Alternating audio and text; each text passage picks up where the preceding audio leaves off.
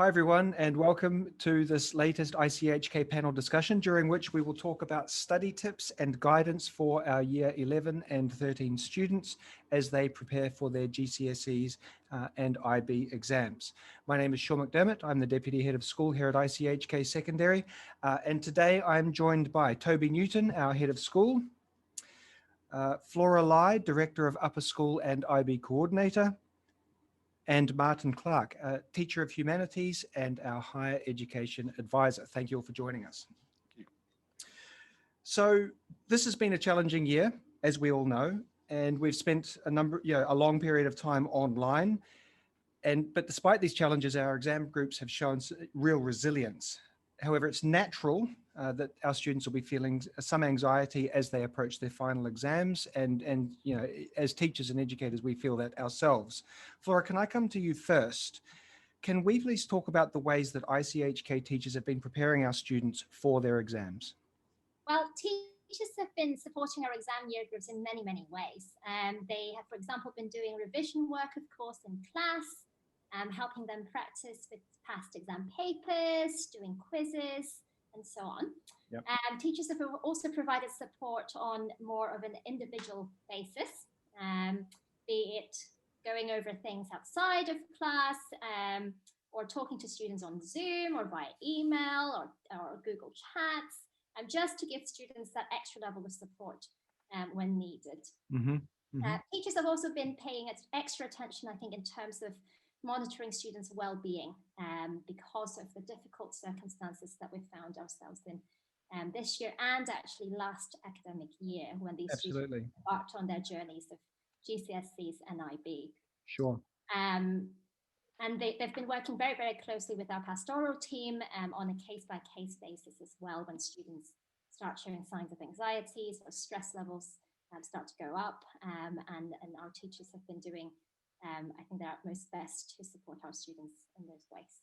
Sure. Thanks, Flora. Martin, you've been supporting senior students in preparation for exams and entering sort of these intensive periods for a long time now. What advice would you or message would you give to the students about their exams and how they can prepare?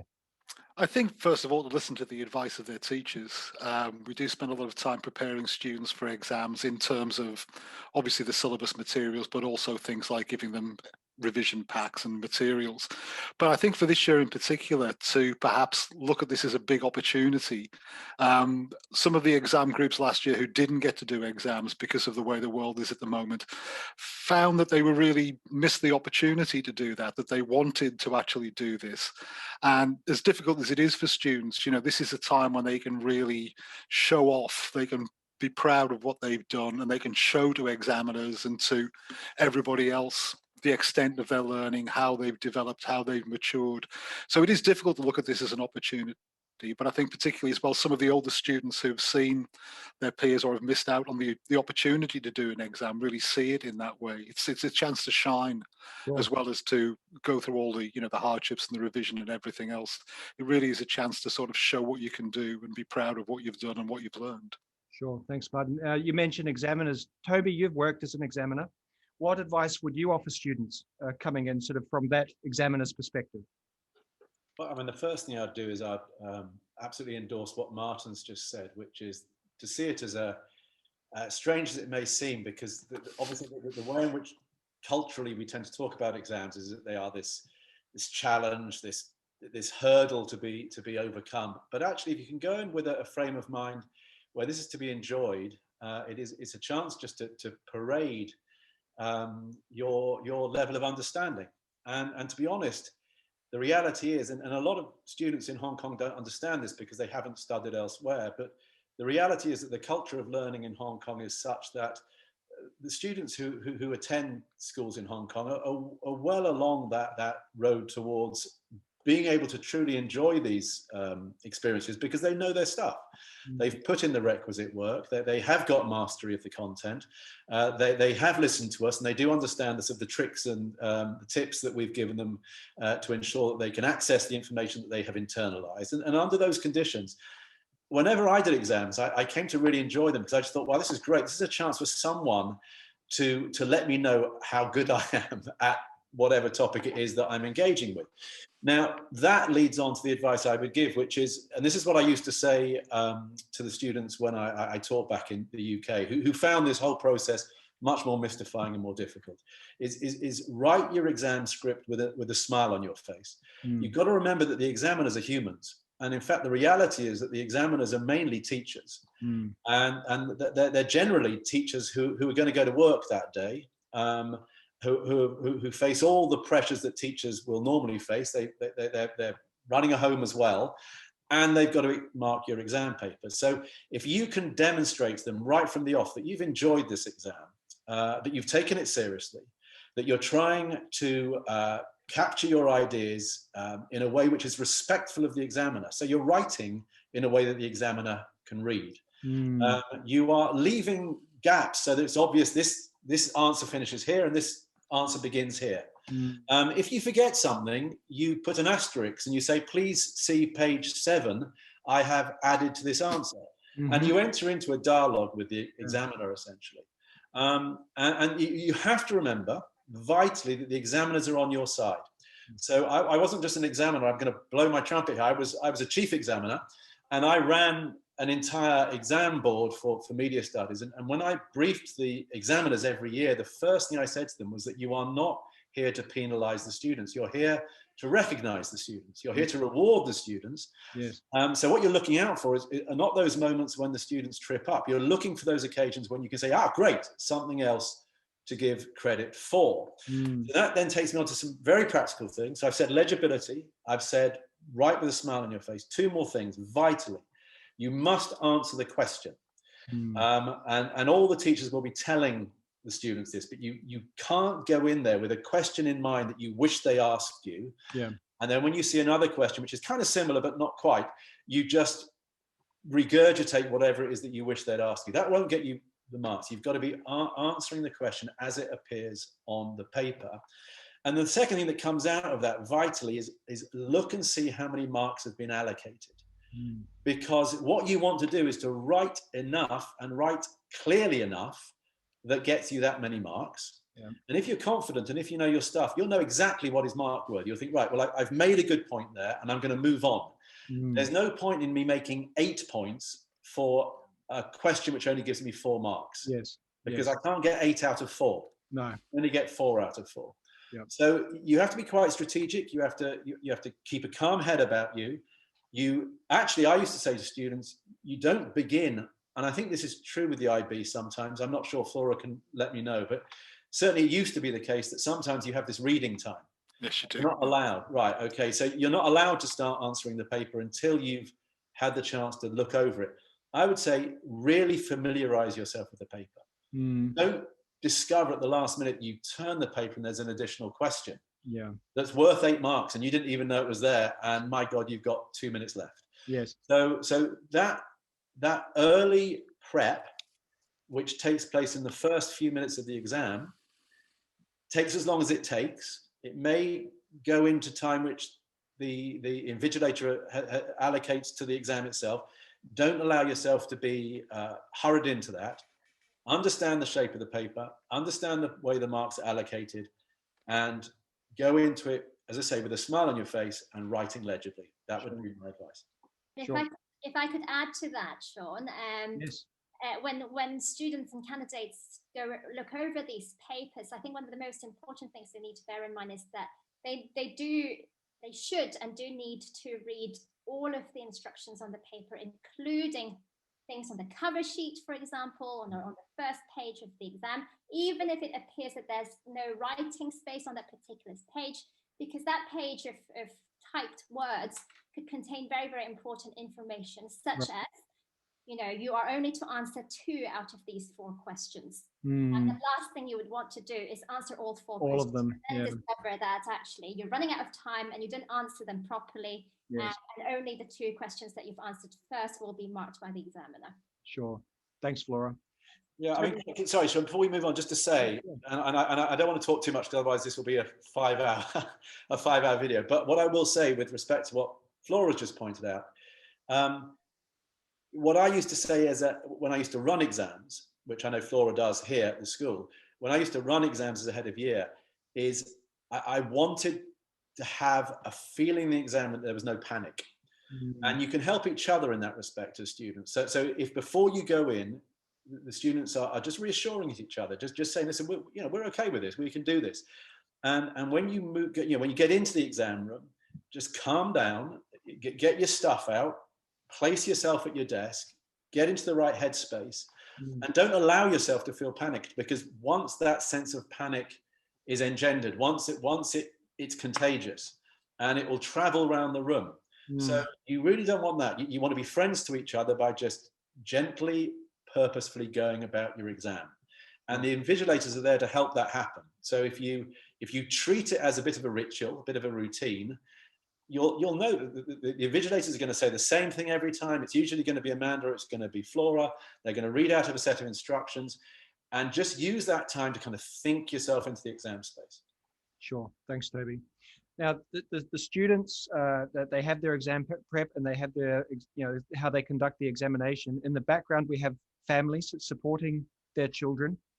And the family plays an important role in sort of creating a sense of calm, that you talked about, and that'll help the students retain their focus. How can parents and people at home support their children and our students during the coming weeks? I think, Sean, it's just an extension of what we've been saying, really, which is that the best thing that the parents can do, because they're anxious, and they interpret this as a very high stakes moment, and up to a point it is, of course, and there is quite a lot riding on this.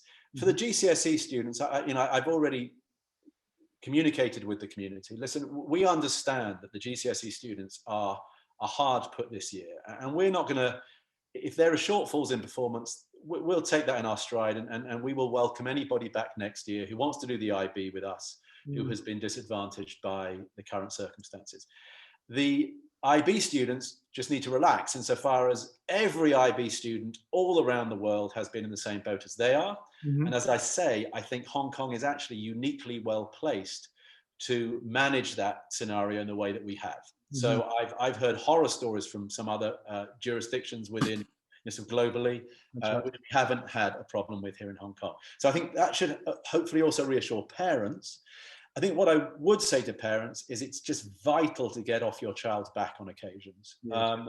Of course, you know your children well, and providing that scaffold, that guidance, that sense of purpose is really important. But you have to remember that sometimes the foot has to come off the pedal, right? You can't go full tilt the whole time. If you do, you'll burn out. And again, we will see that as experienced teachers. We'll have known of kids who have peaked too early. It all becomes an exercise in exhaustion, and by the end of the exam series, they're not performing as they could have done. And the vital thing to remember is that it's a program, and there's no point in sprinting too fast and then not being up for it at the finish line. You've got to pace yourself, and I think families can play a big part in that. So occasionally that will mean a gentle word saying, hey, hold on, you've just had a 1 hour break. Isn't it time perhaps to get back to it? But on other occasions, it'll be say, hold on, you've been doing this for an hour and a half. It's time for you to have a break.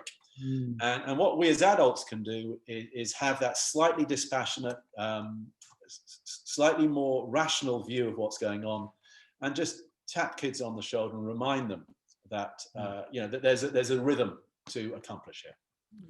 Just to add to that, in terms of what Toby said about awareness, universities around the world are very, very well aware of what students have been going through.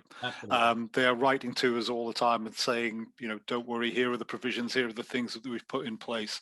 So big organizations like UCAS, individual universities, they're all completely understanding and aware of the 18 months that these young people have gone through. So that's something else to bear in mind as well. It's not just the school that's aware. Universities are aware. Examining bodies are aware as well. Sure.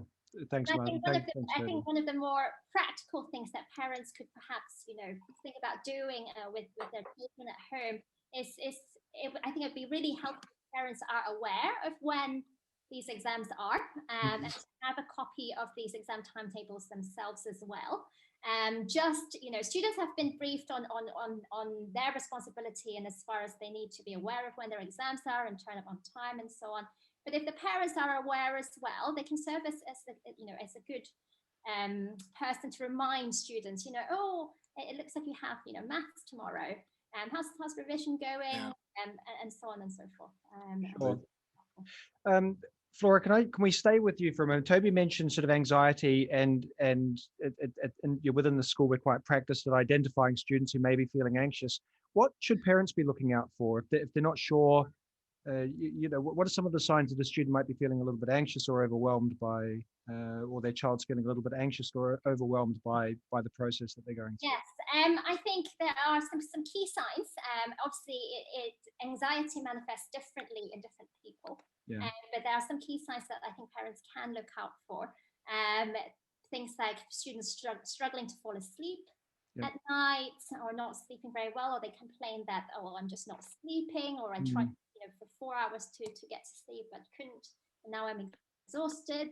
Appearing anxious all the time, so it would look like they are constantly wanting to revise, but it looks like they can't settle down. A bit disorganized and a bit. Yes, yeah, absolutely, and perhaps crying more than the usual, and hiding from people and from their family. You know, locking their bedroom doors and just not coming out of it. And then when you knock on their doors, they go, "Oh, leave me alone. I don't really want to talk." Loss of appetite is another thing that sometimes students can experience. If they're so stressed, they feel like they can't even eat. Sure. And generally feeling unmotivated. So they might have a lot of time in their hands. And students, if they struggle with organization in particular, they might find it's very difficult to actually get to work. And if added to that, they feel very anxious about things, and that might make that situation even worse. Sure. What can parents do if they're struggling to connect with their child during this time? If you know, community and relationships are extremely important within the ICHK community. What can parents do if they're trying to reach out to their child, but they're not able to establish a dialogue with them? Yes. Yep, absolutely. I mean, there are many things that I think parents can try and do when their child just basically says, "No, I'm not talking to you. You're my parent. I hate you, and I need to focus on my exams. I'm not talking to you." One of the things, if they have siblings at home, older siblings or siblings similar ages, sometimes I think one of a good way to reach out to those exam candidates is actually talk to their siblings and see if they've had conversations. Has your brother spoken to you about things? How do you think he's coping with these exams, and so on? The other thing is obviously to reach out to us.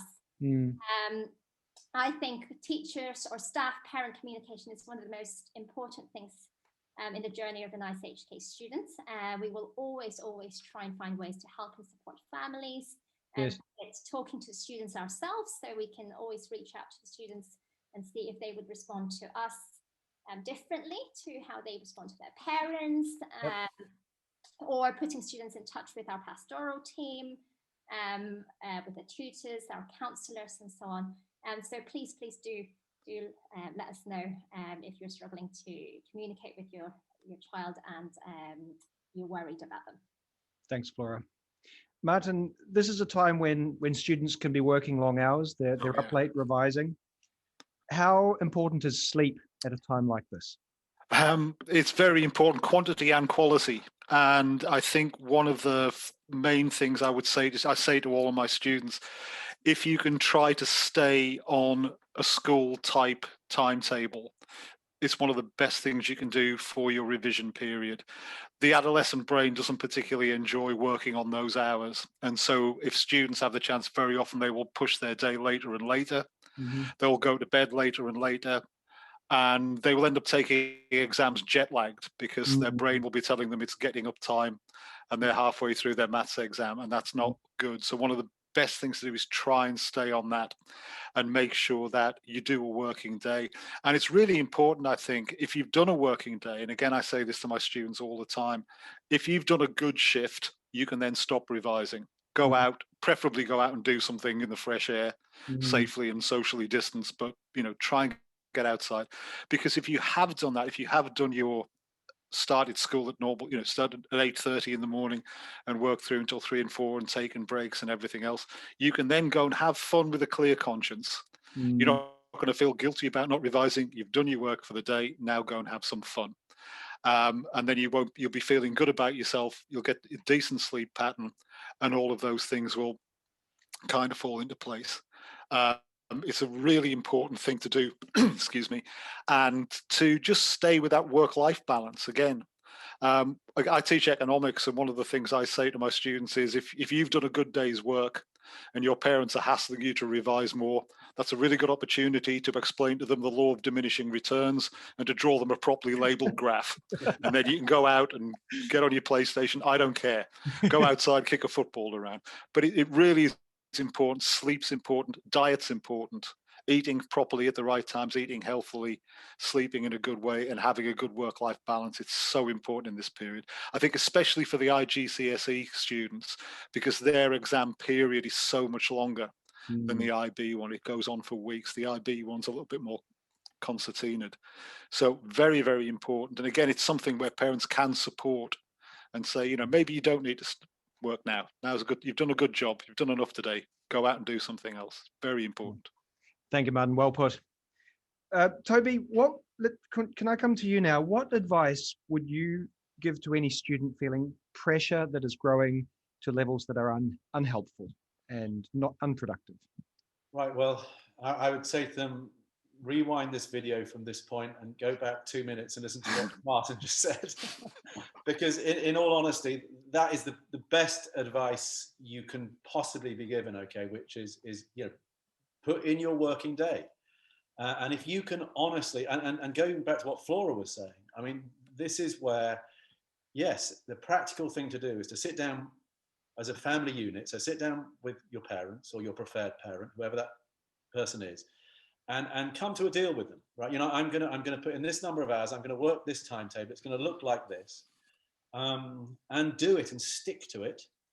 Because in doing that, well, you win the trust of your anxious parents who desperately want the best for you and who just want to be reassured that you're putting yourself into the most advantageous position. Mm-hmm. The second thing is you win your own trust. And that's so vital, because if you're going into an exam knowing that whatever happens, you are genuinely giving it your best. Yeah. You haven't let yourself down in the last 72 hours. You haven't put in 2 years of hard graft, particularly over the last 2 years, right? When so much of it has been spent in some really, you know, what we know are conditions that are not optimal for learning. We know that. We don't need to be told that. Everybody knows that. So you don't want to have had that long history of graft and then trip up at the last because you can't bring yourself to that level of discipline. Now, what I would say, and I think Flora's response sort of sketched this out, and I would just say, look, have a hard copy timetable, schedule that you're working to. And the best thing to do is make it public. You know, make yourself accountable to it with your parents. Say to them, as Martin's just said, here's my working day. You know, it lasts from 8:15, it finishes at 3:30. And because I'm going to stick to it, and because you'll watch me stick to it, I don't mind putting in a slight homework type second shift. I don't mind maybe doing 1 more hour, you know, but actually then I'm going to switch off. And when I switch off, that switching off has to be genuine and authentic. And one of the things we know about sleep is that and we don't know a tremendous amount about sleep, but one of the things and sleep science is a big talking point at the moment. But one of the things that does seem to be the case is that when you sleep, your brain is so flushed with, I don't know if they're neuropeptides, but there's something. And your brain is flushed with essentially literally like a dishwasher. It's liquefied in order that the next day you can sort of start rebuilding these synaptic connections in ways which are progressive and forward thinking. And if in fact you've still got this junk floating around, which is not useful information from it's just literally the goo, the sludge that has accumulated, that's not useful. So the most important thing is, if you're feeling overwhelmed, you've got to try and trace it back to what is the source of this. You've got to be honest about that. Is the source of it that I'm not working hard enough? Is the source of it that my original timetable actually turns out to be insufficient? Is it because I realized in the nitty-gritty of doing this work that what I allocated to my history revision was insufficient, and I'm being haunted by that while I'm trying to think about maths? And so I'm not really thinking about maths because I'm still thinking about history, and so I can't do anything. And that's the paralysis that children can get themselves into. Sure. So you have to be dynamic insofar as you have to make honest appraisals of what you're achieving. You also have to be flexible, and you have to be, and you know, I go back to what Flora was saying, you want that ideally to be in dialogue with someone else, someone who you trust and who you'll listen to. And if you can't do that with parents, or if parents can't manage it with the child, then we'll happily fulfill that role, okay? And we do that year on year. There'll be children with whom we have daily check-ins, and we just say, right, how did it go then? Did you keep to your schedule? Was your schedule fit for purpose? Did you find that certain times of the day were a struggle? Why was that? Is it because you're not eating enough? Are you not hydrated enough? Do you need to build in an extra 10 minutes, going out for a walk? It's getting the balance and the rhythm right. We're humans, we're not robots, and we have to get to know ourselves well enough that we can be truly productive. Thanks, Toby. Flora, yes. Are there any other habits? I mean, there's a lot here, but are there any other habits that you think that students shouldn't, will you suggest students ensure that they maintain over the coming weeks as we head into exam season? I mean, to be honest, I think all I would say is I would echo everything that has been said so far.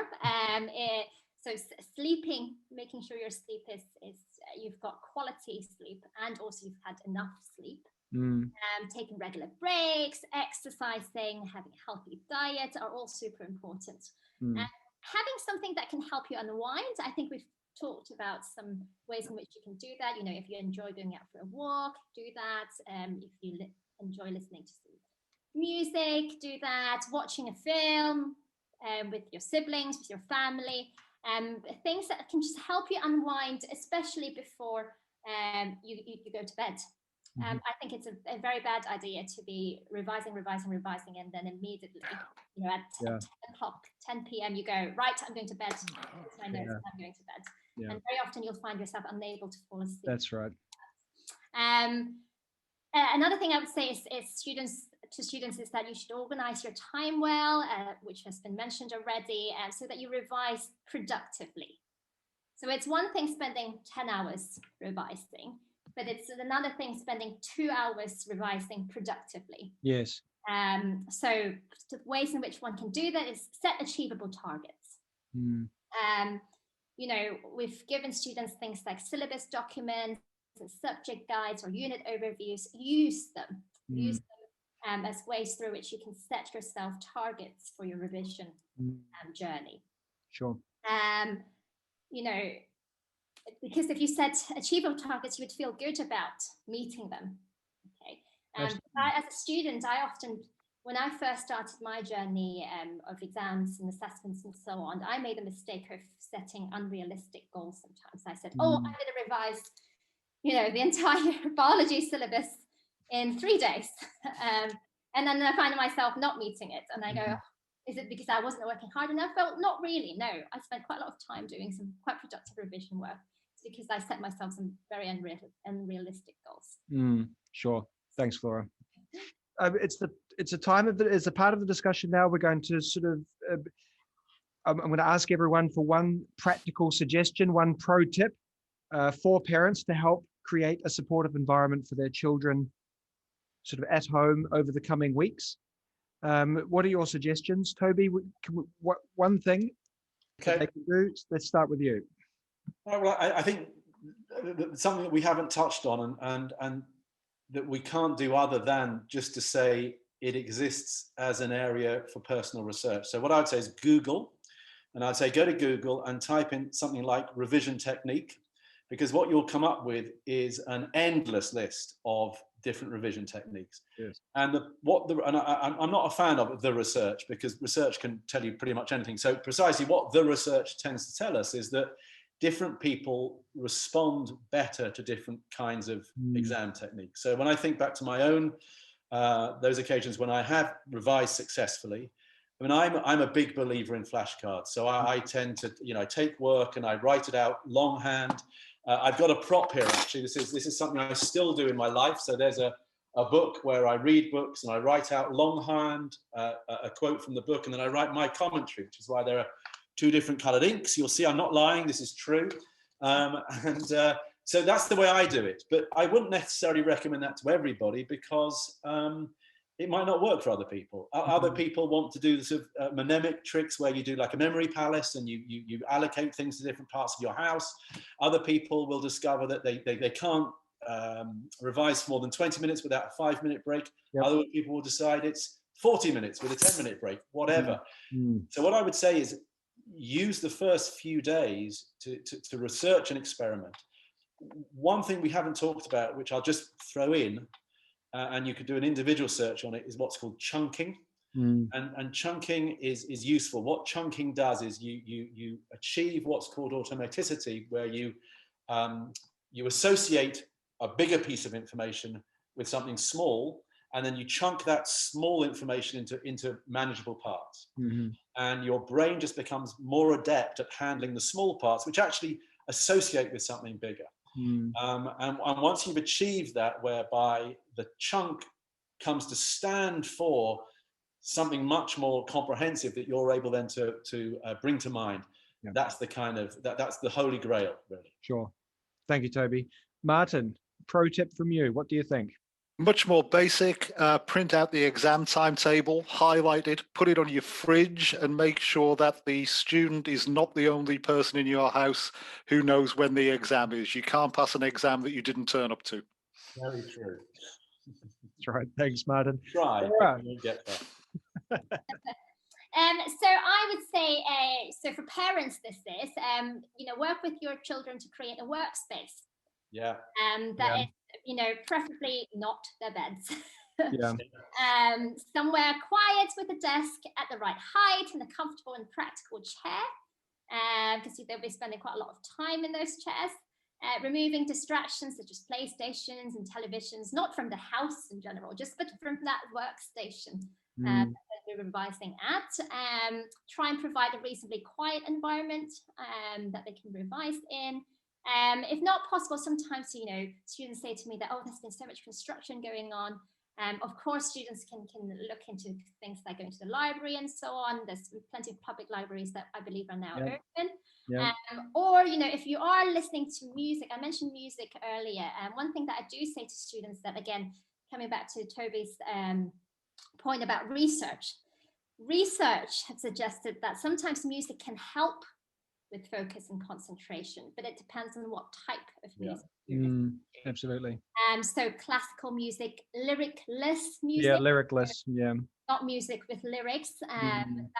All of those can help, I think, maintaining that focus in there. Yeah, and just a very practical comment with respect to that, because what I tend to do, so if you do need the human voice, because there is a difference between being in an environment with music and music with the voice as a component. I mean, there are two things you can do. You can look for choral music. So choral music will have people using their voices but not forming lyrics. Well, the other thing is listen to music from a language that you just don't understand. So I often listen to Japanese pop music and K-pop, because I like the beat. It gives me life. You've heard it here first, people. But I haven't. Oh no, absolutely. Yeah, I'm a big I'm a big K-pop fan. But I can't understand a word, and I don't want to understand a word. And it always rather upsets me when I discover what the lyrics are, because they're usually rubbish. But the beat's great and it's energizing. Yeah. So again, these are the kind of things that you've got to be honest with yourself about, right? So I mean, Flora's absolutely right. You can sit there and if you're listening to music and actually in your heart of hearts it's distracting you, then that's a mistake, right? And you've got to act on that self-recognition. And I think if you can, to go back to the point I made earlier, it's the last point I'll make, is if you can trust yourself and if you can convince other people to trust you because you are trustworthy, then your foundation for the exam season is spot on. Sure. Thank you, Toby. Thank you all so much. This has been an extremely valuable and productive conversation, and with a huge amount of learning. I can't thank you all enough for your contribution. Fantastic. Thank you. Thanks very much, Sean. Thanks a lot. And thank you all for joining us today for this discussion. Don't forget that we are here to help, and please don't hesitate to reach out to us, to any staff at ICHK Secondary, if there's anything at all we can do to support you and your child as we work through the exam season. Thank you again, and we look forward to seeing you again soon.